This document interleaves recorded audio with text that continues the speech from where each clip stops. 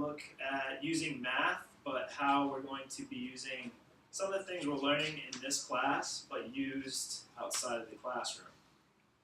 So one thing that we're going to use some of these math skills for is money, right? That's something we do. We have money all the time, whether it's using a credit card or paying in cash. And kind of what I want to concentrate on is using cash, all right? I want everybody to understand that it's what your responsibilities are when using cash and having a transaction with a cashier. And then I want to talk about making change for $1 and making sure that you get the right amount of change back when you pay for something using a $1 bill or $5 bill. All right, so we're going to be working with some play money, which is pretty cool stuff. I was messing around with this a little bit earlier today, so we'll be using some of this in a little bit.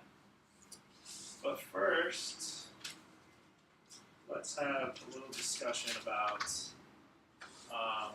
basically what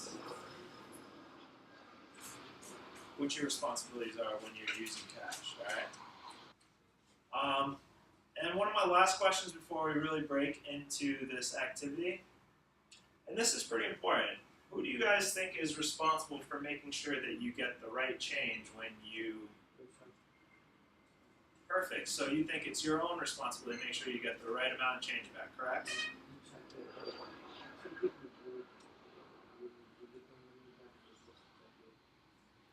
I always like to make sure I check it because, you know, we all make mistakes, right? Yeah, absolutely. So it's important to make sure that you're checking to make sure that the cashier did his math or her math correctly. Perfect. So yeah, it's definitely everybody's responsibility to make sure that you receive the right amount of change. So let's see here. We know we have $1 here, and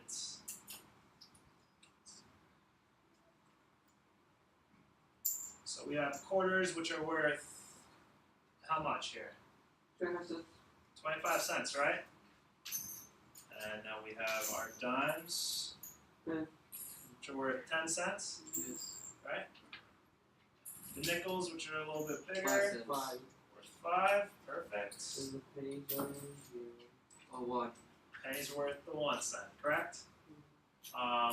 Perfect. So when we're going over some of these examples on the video, I'm also going to have us do them together, all right?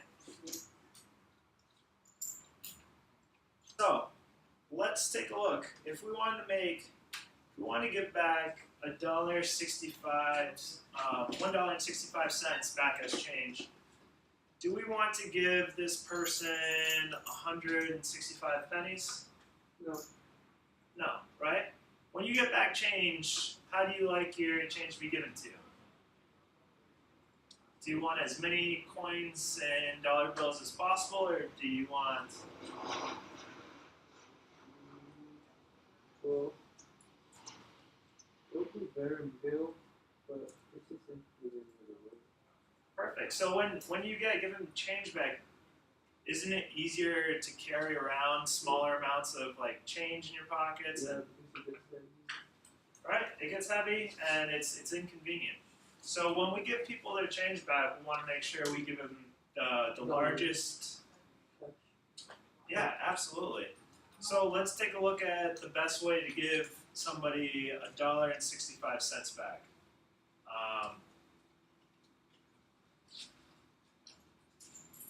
So you would want to start with at least $1 bill, right? Because we have the $1 and change that we have to give back. And then what's the best way to make the 65 cents? 2 quarters, 10 down. 2 quarters, a dime, and a nickel, right? Is this going to add up? Yeah. 25%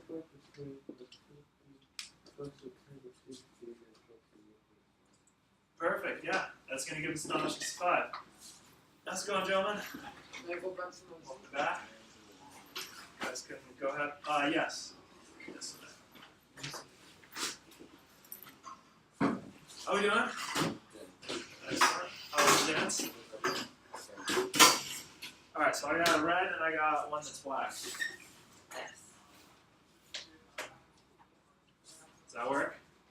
Alright, so I want you guys to write down your names on the front of these, alright?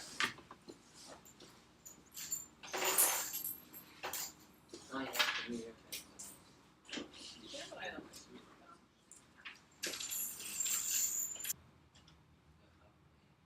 So let's take a look at this example number 3 here.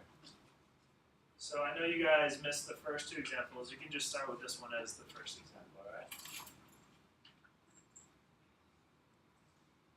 So remember, if we're finding change for this, and it's the person paid with a $5 bill, and the candy bars cost $1.25, we're going to subtract. We're going to take the $5 and we're going to subtract the $1.25. Now, guys, what's important when we're doing this math, right? If it just says $5 or a $5 bill, what do we have to remember about this? How much change you're gonna get back? Yeah, but if it just says $5, it's the same thing as saying $5 and how much cents? Perfect. So you guys weren't here for the very beginning of this, but it's really important. If somebody just says we have $5, to remember to put a decimal point and 2 zeros afterwards, right? The math portion. So we have this here. $5 minus the $1.25. So let's see. Yeah, gotta take away from the 5 first, right? So that's gonna turn to a 4. Turns into a 10, but we still can't do anything, so we have to cross this out and turn this into a 9. This turns into a 10. 10 minus the 5 is gonna give us 5. 9 minus the 2 is going to give us 7. And 4 minus 1 is going to give us 3. So $3.75, right? Yeah. So, what would be the easiest way to give this change back? I have you guys, $3 bills and 3/4. right? $3 bills.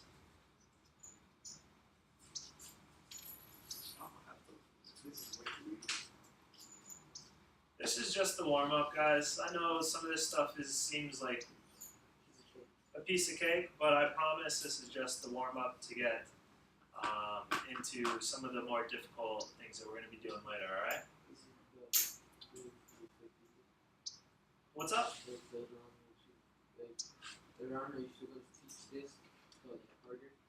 Yeah, so you know how you guys have been doing order of operations? So we're going to be doing like a real world version of the order of operations where you're going to say buy 3, you're going to be buying 3 candy bars and a pack of erasers, and I'm going to pay for that with a $20 bill, and you'll have to figure out how much all of the candy bars cost together before you add that up with all the other stuff you bought, and then find change. So there is a plan, and we are going in a certain direction to use some of the other math that you guys have been working on. Alright. The person wants the stuff price. You don't know it's like 50 cents per piece of eraser. Yeah, so if it's like 50 cents per eraser, but you're buying 5 erasers, you have to make sure that you're multiplying the 5 times the 50-cent erasers, if that makes sense, right? So there are going to be what's up? Get 250.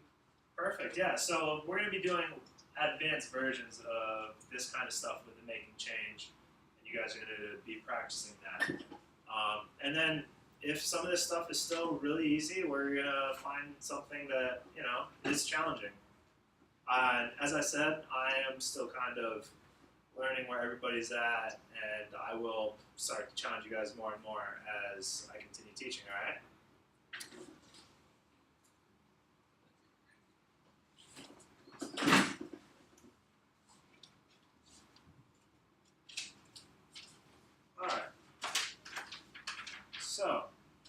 let's look over this first one here.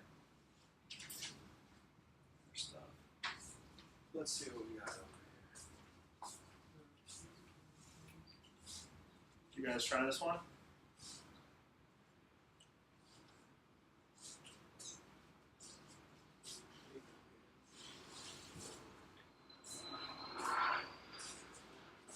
You give it a try?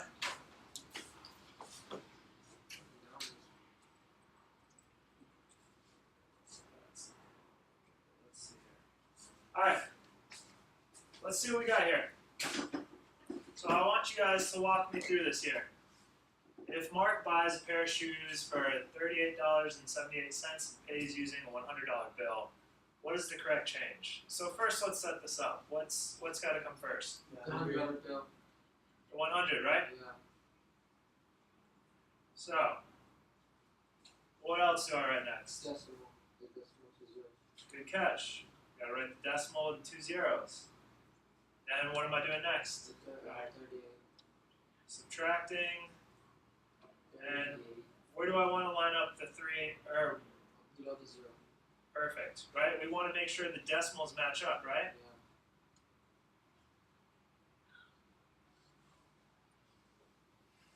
So now you mark the 1.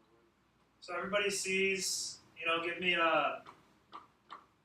guys, and I explain this to the other students, but when I do some things I'm asking for understanding, I might say, give me a fist of 5, and if you guys throw up like a fist, it means you have no idea what I'm talking about, alright? And like, if you throw up a 5, it means you know exactly what I'm talking about, and everything's pretty clear. Does that make sense? Yeah. So like, if I'm just checking. So, fist of 5, you guys understand with the whole lining up the decimals, right? Yeah? Okay. So, want to get to know you guys a little bit better. And I want you guys to know me as your teacher a little bit better, alright? My name is the Mr. Superman, I get that quite often. It's always, were you here last year? Were you here last year? Did you see me on Halloween? I was dressed as Superman. Oh yeah, I saw you. You did see me. Alright. Are you dressed up again, Mr. Hall? Yeah, I think I gotta kind of Yes. keep tradition, That's right? how college refers to you. Alright, When a Superman coming. fair enough. Alright, so what I want you guys to do is just write down, you guys don't have to write down the questions, I just want your short answers to these questions. And it just will let me know you guys all a little bit better. I can't even see the lines on the page. It doesn't need to be all in lines, it's alright. It's just for myself, but it's just getting to know you a little bit better. So the first question asks, where are you from? Okay. So I'm from Connecticut. You guys know where Connecticut is? Nope. I get that quite often, actually. It's in between New York City and Boston. And I'm sure you guys have heard of New York City, right? Yeah. Boston as well. No? So it's on the East Coast. If we're looking at the map, California is right here, or right down the end here. Connecticut's all the way over there. So I'm about as far as humanly possible from where I'm from. Well, when I said that. And then the last question, so how do you learn best? So when I say that, I mean some people are visual learners, which means they need to see things written out and done in front of them for them to understand. Me. Some people are auditory, where they can just hear something and they understand it. And you learn a little bit of everything, yeah. Or there's kinesthetic, which is you learn by doing things, right? You're hands-on. Somebody's going to teach you about, making change. You would have to use like the coins to actually physically do it, right?